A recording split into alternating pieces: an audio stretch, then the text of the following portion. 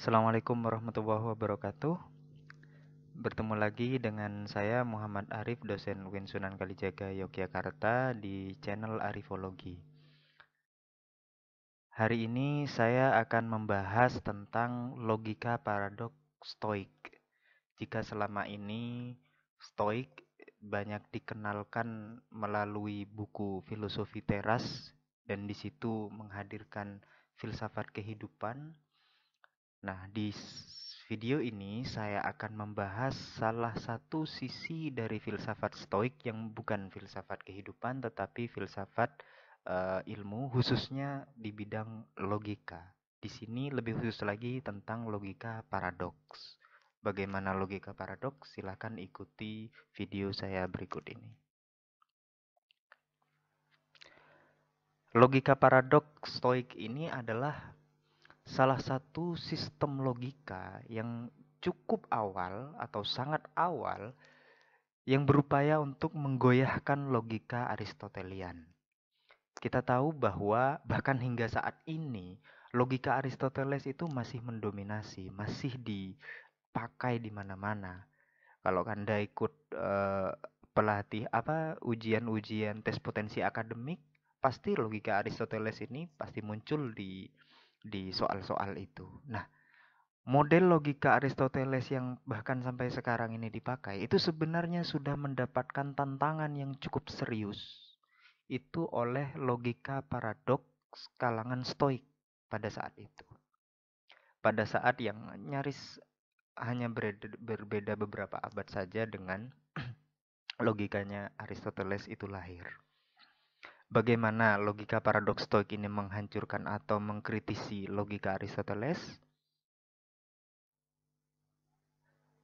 Logika Stoik, logika paradoks Stoik ini melakukan kritik atas logika Aristotelian itu, terutama kritik atas prinsip kontradiksi. Ini merupakan salah satu prinsip penting dari logika atau prinsip dasar dari logika Aristotelian. Untuk kontradiksi, ini begini. Jadi dalam logika Aristotelian, ada satu prinsip namanya prinsip kontradiksi. Ada tiga prinsip ya sebenarnya, dan lebih jauh bisa Anda lihat di video saya yang lain yang berjudul prinsip-prinsip dasar logika. Nah, prinsip kontradiksi ini intinya begini. Tidak boleh dalam satu waktu ada sesuatu sekaligus bukan sesuatu. Ada sesuatu yang berlawanan. Itu tidak boleh di dalam satu waktu. Tidak bisa. Misalkan saya sekaligus saya. Saya sekaligus bukan saya. Panas sekaligus dingin. Itu tidak boleh dalam satu waktu. Tidak masuk akal dalam konsep logika Aristotelian. Itu namanya kontradiksi. Karena melanggar prinsip kontradiksi, maka dia tidak masuk akal. Maka penalaran yang diambil dari situ dianggap penalaran yang salah. Itu prinsip kontradiksi Aristotelian. Dan ini mendapatkan kritik yang cukup tajam oleh kalangan pencetus logika paradoks. Bagaimana logika paradoks mengguncang prinsip kontradiksi yang sangat mapan itu?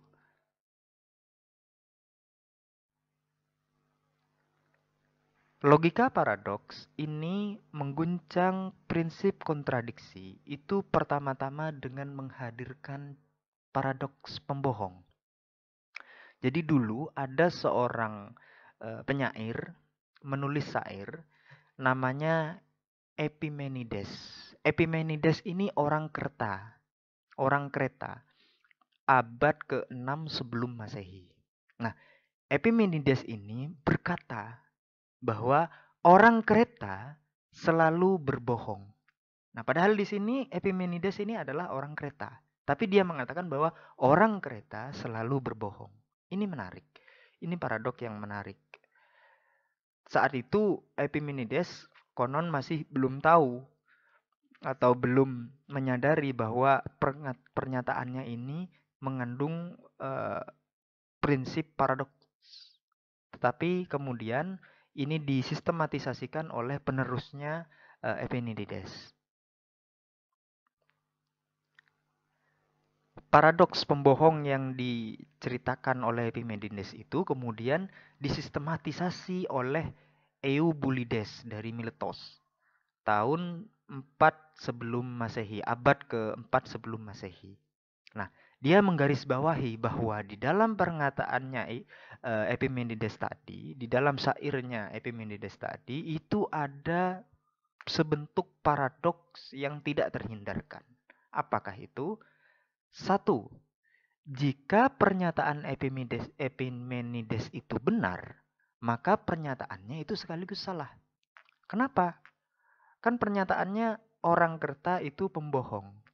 Nah, Epimenides ini orang Kreta. Maka pernyataannya, kalau pernyataannya itu benar, maka pernyataannya itu salah. Jika Epimenides benar, maka dia salah. Kenapa? Karena dia bohong. Karena bohong. Di satu sisi, jika pernyataan Epimenides itu salah, artinya itu salah, maka pernyataan itu benar. Jika pernyataan bahwa orang Kerta itu pembohong itu salah, berarti Epimenides jujur. Karena dia orang Kerta. Kalau dia jujur, berarti pernyataannya itu benar. Nah, ini kan bingung nih.